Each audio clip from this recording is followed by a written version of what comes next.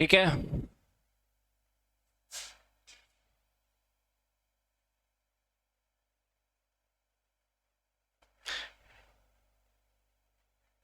Yes, exactly. C, goods and services tax. GST stand for the goods and services tax.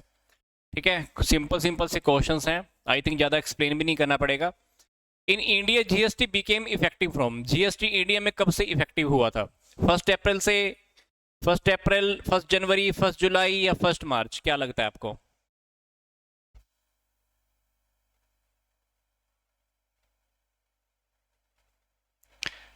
Yes, C,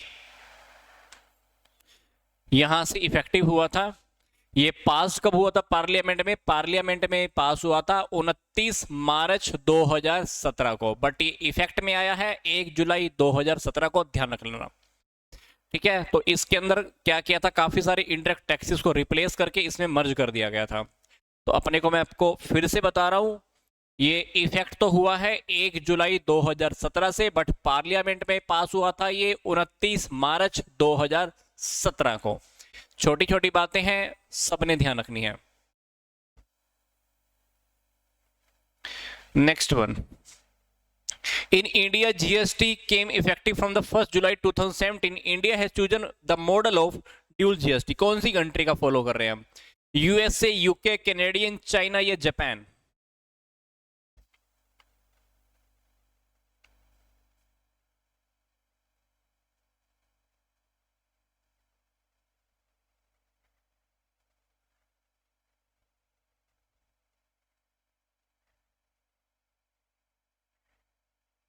yes, हम definitely Canadian model follow कर रहे हैं। Canadian, India ने जो model follow किया है वो कैनेडियन मॉडल है, वो ड्यूल जीएसटी का। ठीक है, only handful of the country such as India, Canadian, Brazil. ठीक है, ड्यूल जीएसटी स्ट्रक्चर है सबका। ठीक है,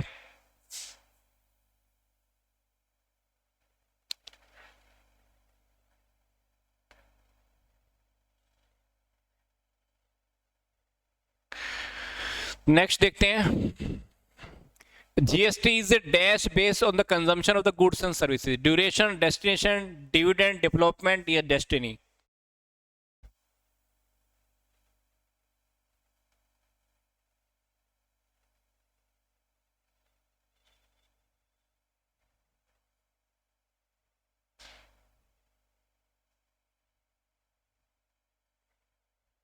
यस, ऑप्शन बी। इंडिया के अंदर ये कॉम्प्रिहेंसिव है, मल्टी स्टेज है और डेस्टिनेशन बेस्ड टैक्स है, that is levied on the every value addition. हर वैल्यू एडिशन के ऊपर हम ऐड करते हैं। ठीक है, तो अपने जितनी भी वैल्यू ऐड होती है उसके ऊपर हम लगाते हैं।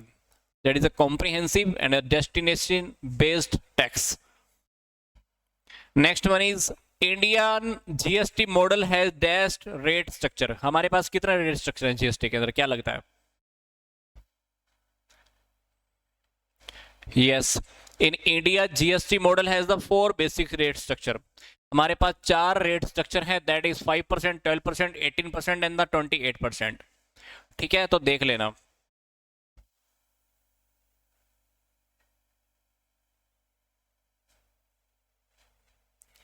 Next one, what does I stand for IGST? ये आईजीएसटी के अंदर आई का क्या मतलब है? इंटरनेशनल, इंटरनल, इंटीग्रेटेड या intra?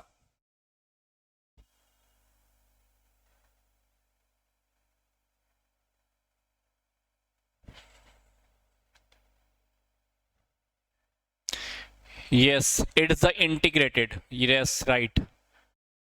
Integrated goods and service tax. C. Would mean the tax levied under the IGST Act on the supply of the any goods and services in the course of the interstate trade and the commerce. ठीक है, तो integrated GST should apply to the import of the goods and services into India. तो ये छोटी छोटी बातें ध्यान रखना। तो यहाँ पर definitely the meaning of I is the integrated goods and services tax, integrated.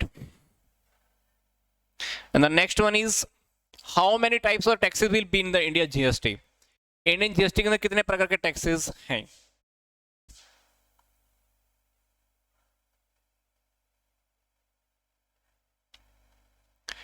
Yes, B 3।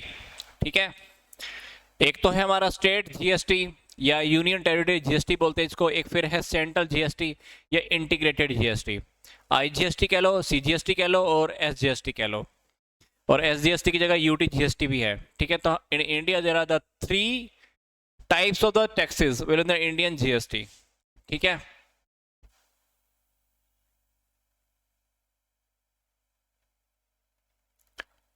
State, central and integrated, ध्यान रखना इसको 3 में काउंट करते हैं। First announcement to introduce GST by the 2010 is made in year. First announcement GST को introduce करने की 2010 में कौन से ईयर में मेड की गई थी? 2000, 2004, 6, 8, 10?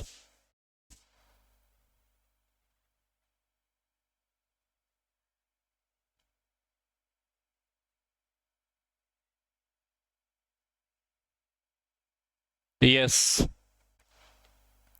Option number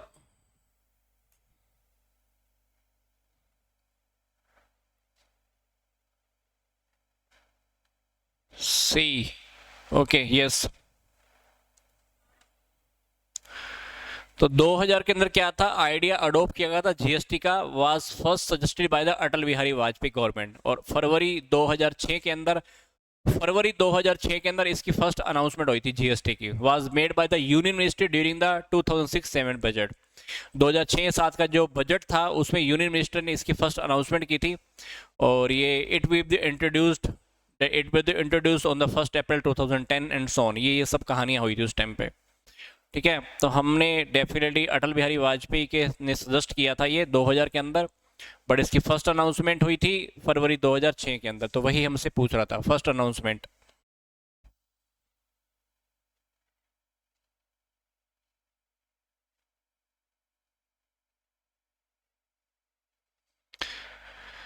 next one is which of the following taxes not subsumed in the GST? VAT, stamp duty, entry tax and the entertainment tax. Yes, option B stamp duty. Stamp duty को इसमें GST में नहीं लिया गया है। अब सब sums का मतलब क्या होता है? सब सम्स का मतलब होता है अब्जॉर्ब या इंक्लूड या place with in something larger और मोर कॉम्प्रिहेंसिव ग्रुप और क्लास। तो जब जीएसटी को इंट्रोड्यूस किया गया था इंडिया के अंदर, तो it subsume multiple indirect taxes centre and state, but stamp duty को हमने इंक्लूड नहीं किया था। काफी सारी इनडायरेक्ट टैक्सेस हमारे इंक्लूड हो गए थे, बट हमने स्टैम्प ड्यूटी को इसमें इंक्लूड नहीं किया था, तो अपने को ध्यान रखना है। Next one is what are the taxes levied on the interstate supply? Interstate supply taxes कौन से हैं?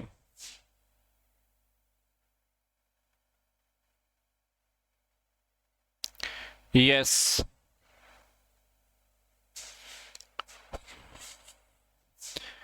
CGST, SGST, CGST, SGST, IGST. ठीक है, ऑप्शन नंबर सी।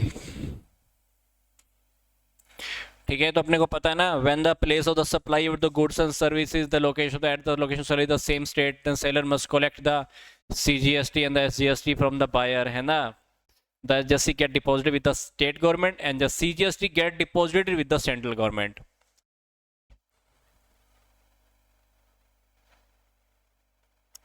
जब सेम स्टेट में है फिर तो यही चलेगा ना, डबल डबल। ठीक है, तो वो सेंट्रल गवर्नमेंट के पास और स्टेट गवर्नमेंट के पास हमको सबमिट करना होता है।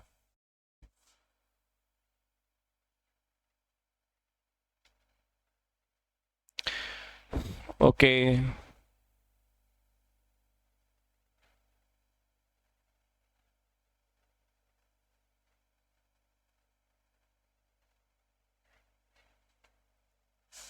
Okay, next one, what is the maximum rate prescribed under the CGST? CGST में मैक्सिमम रेट कितनी है?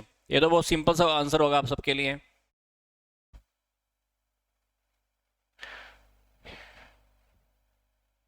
सीजीएसटी के अंडर में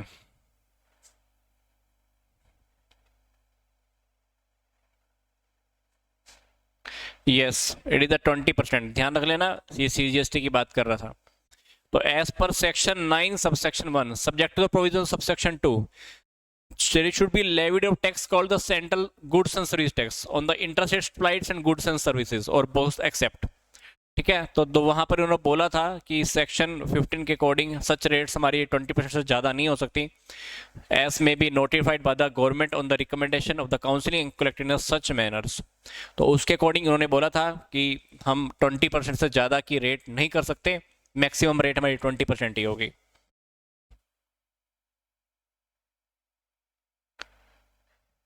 सिर्फ सीजीएसटी की अकेले की बात हो रही थी यहाँ पर, ध्यान रखना, ठीक है। आगे देखते हैं, which of the flowing taxes will be levied on the import of the goods and services. अगर हम गुड्स और सर्विसेज को इंपोर्ट करते हैं तो टैक्स लेवी कौन सा होगा, सीजीएसटी, एसजीएसटी, आईजीएसटी या exempt?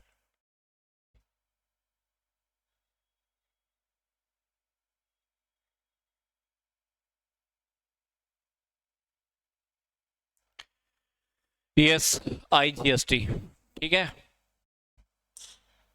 Next one is maximum rate prescribed under the UTGST या SGST, 14, 20, 28, 30।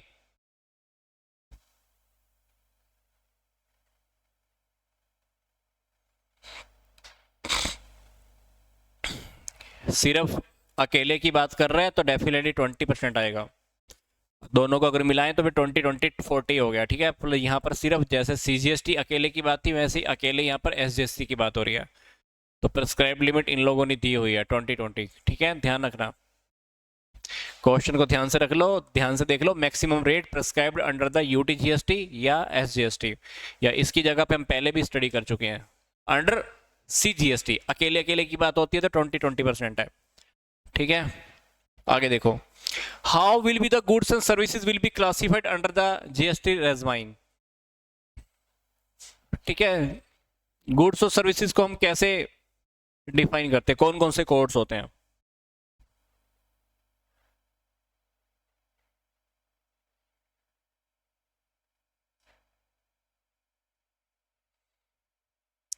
Yes, option number A, क्योंकि गुड्स की बात करें तो गुड्स के लिए HSN कोड होता है और सर्विसेज की बात करें तो SAC कोड होता है, ठीक है।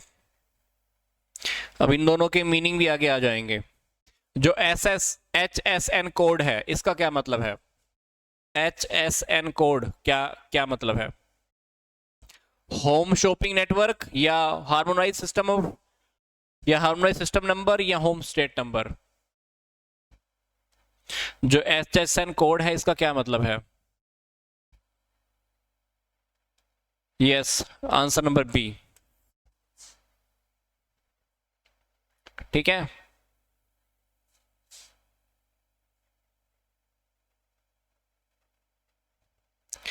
द नेक्स्ट वन इज, और SAC जो कोड है इसका क्या मतलब है? SAC, yes, services accounting code, इसका ये मतलब है, सर्विसेज अकाउंटिंग कोड। सॉफ्टवेयर भी था, सिस्टम भी था, सर्विस भी था, but services accounting code. Can a person applied for the registration without PAN, क्या हम पेन कार्ड के बिना जीएसटी के रजिस्ट्रेशन के लिए क्या अप्लाई कर सकते हैं? ये क्वेश्चन का आंसर तो पता होगा हम सबको।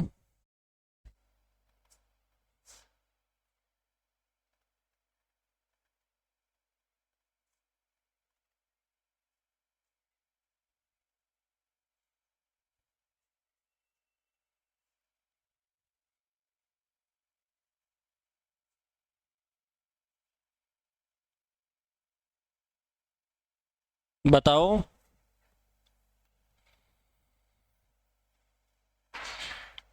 नो, पैन कार्ड के बिना हम डेफिनेटली जीएसटी के लिए अप्लाई नहीं कर सकते, क्योंकि जीएसटी कोड जो हमारा आता है उसके अंदर हमारा पैन कार्ड का ही बीच में दिया होता है सब। और ये हमने जीएसटी का जो पूरा का पूरा लेक्चर स्टडी किया था वहाँ पे हमने देखा था कि कोई भी बंदा पैन कार्ड के बिना अप्लाई नहीं कर सकता, तो विदाउट पेन हमारा हम अप्लाई नहीं कर सकते। Next one is, is there any ceiling limit prescribed on the rate under the IGST? Ceiling कितनी है?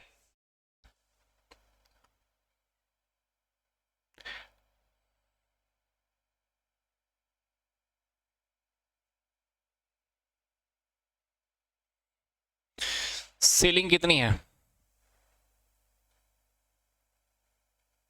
देखो अकेले अकेले हमने एसजीएसटी और सीजीएसटी की बात की तो वह 20% आ रहा था।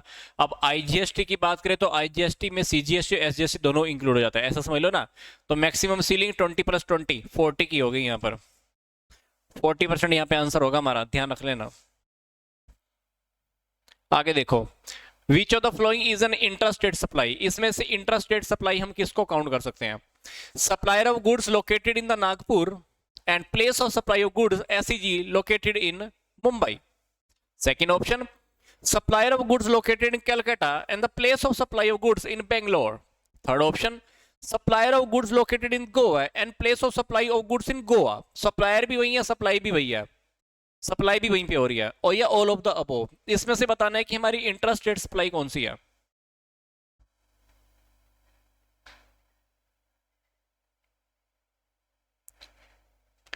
यस, सी, क्योंकि गोवा का ही सप्लायर है और सप्लाई भी गोवा के अंदर ही हो रही है, तो ये इंट्रास्टेट सप्लाई हो गई।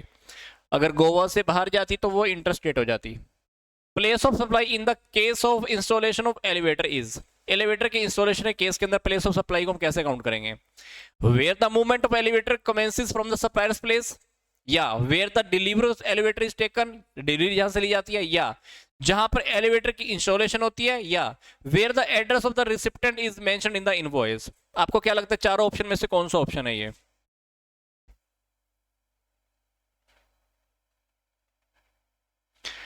मेरे हिसाब से तो जहां पे इंस्टॉल होगा वहीं पे माना जाएगा। Yes, C, where the installation of the elevator is made, जहां पर इंस्टॉलेशन होगी वहां पे उसकी सप्लाई मानी जाएगी, place of supply.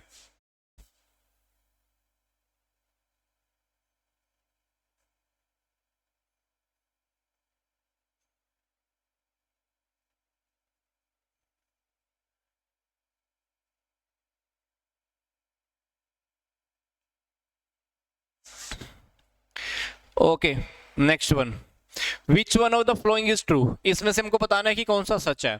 A person can collect tax only when he is registered. Second is, registered person not liable to collect tax till his aggregate turnover exceed threshold limit. Third, a person can collect a tax during the period of his provisional registration. Fourth, none of the above. हमको बताना है कि इसमें से हम कौन सा सच है, कौन सा ट्रू है।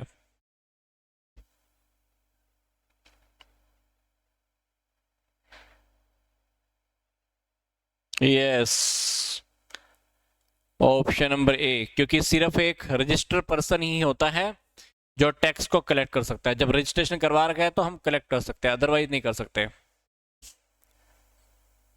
क्योंकि उसके पास सारे बिल्स जीएसटी वाले होते हैं ना, तो कलेक्ट कर सकता है वो। Which form is to be use for the registration? इसमें से कौन सा फॉर्म ऐसा है जो जीएसटी के रजिस्ट्रेशन के लिए हम अप्लाई करते हैं या फाइल करते हैं? क्या तो GST R1A2 GREG01, यस, ये वाला। Application for the registration other than a non resident taxable person या a person supplying online information and database access or retrieval services from the place outside India to a non taxable online. तो उनके सभी के लिए हमारे पास लिखा हुआ है ये, ठीक है।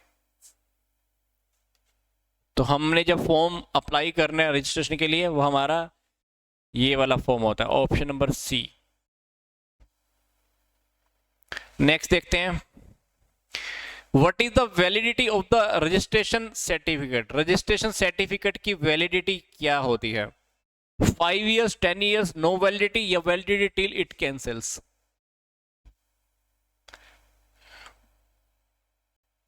यस, जब तक वो कैंसिल नहीं हो जाता वो तब तक वैलिड होता है। सॉरी, जब तक वो कैंसिल नहीं होता तब तक वो वैलिड होता ही है, ठीक है। आगे देखते हैं, which of the following require the amendment in the registration certificate. Amendment कौन कौन सी की जा सकती है? Change of the name of registered person, या change in the constitution of the registered person, या switching over from composition scheme to normal scheme, और वाइस वर्सा, या none of the above, all of the above, या सारी की सारी कर सकते हैं।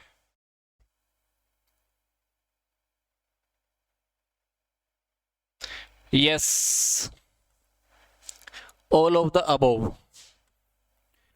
ठीक है,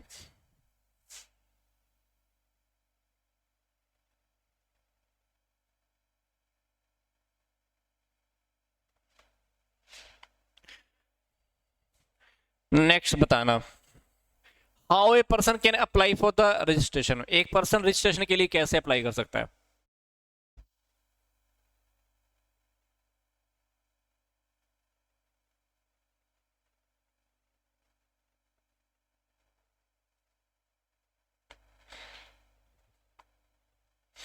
Filing form GST RG01 along with the necessary document with the jurisdiction proper officer, या filing form GST REG01 electronic in the common portal and uploading the required document along with the application, या third option है fourth option. तो ज्यादा option study करने की जरूरत नहीं है, तो डेफिनेटली हमारा आंसर यही है, filing form GST REG01 electronic in the common portal and uploading the required document along with the application. But यहाँ पर तो प्रॉपर ऑफिसर की बात कर रहा था, इसलिए हमारा option number B. Under what circumstances physical verification of business premises is the mandatory. किस कंडीशन में बिजनेस प्रीमाइसेस का जो फिजिकल वेरिफिकेशन होता है जरूरी होता है? First option is physical verification of the business premises is the discretionary power of proper officer, yeah, if additional information for registration asked by the proper officer is not submitted within the specified time। उन्होंने कोई information पूछी, हमने वो proper time में जमा नहीं कराई, तो इसलिए वेरिफिकेशन होती है। Third option, if certificate of registration is obtained on misrepresentation of facts, yeah, if photograph of the business premises is not uploaded in the common portal within the specific time। क्या लगता है क्यों होता होगा जरूरी? Mandatory होता है ये वैसे, ठीक है। Physical verification business is the discretionary power of the proper officer, करनी होती ही है, तो कोई स्पेशल केस नहीं आएगा कि हम तभी वेरीफाई करेंगे, ऑफिसर करने आएगा। आजकल आपने देखा होगा जो भी लोग जीएसटी नंबर लेते हैं तो वेरिफिकेशन तो होती ही होती है, ठीक है, वेरिफिकेशन तो होती ही होती है। आगे देखते हैं, the value of supply of goods services shall be the transaction value, MRP, market value, or none of the these. Supply of goods की जो वैल्यू होती है हम किसको लेके चलते हैं? ट्रांजैक्शन वैल्यू, एमआरपी वैल्यू, या मार्केट वैल्यू, या none of the above.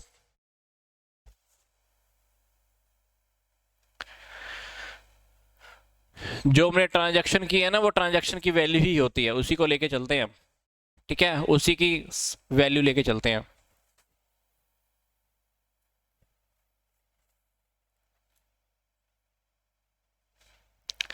Okay, last one, what deduction are all allowed from the transaction value. कौन कौन सी डिडक्शन ऐसी हैं जो अलाउ होती हैं?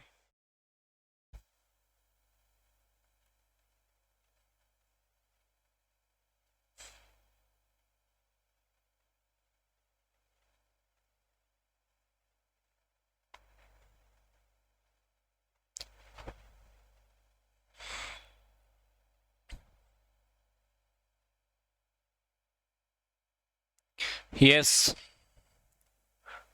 discount given mention on invoice, discount given before or at the time of supply will be allowed as deduction from the transactions value, ठीक है। और ये ट्रांजैक्शंस के ऊपर जो भी डिस्काउंट होंगी वो बिल्कुल क्लियरली मेंशन होनी चाहिए, वो भी इनवॉइस के ऊपर, तो वो हमको अवेलेबल हो जाती है। तो discount mention on the invoices.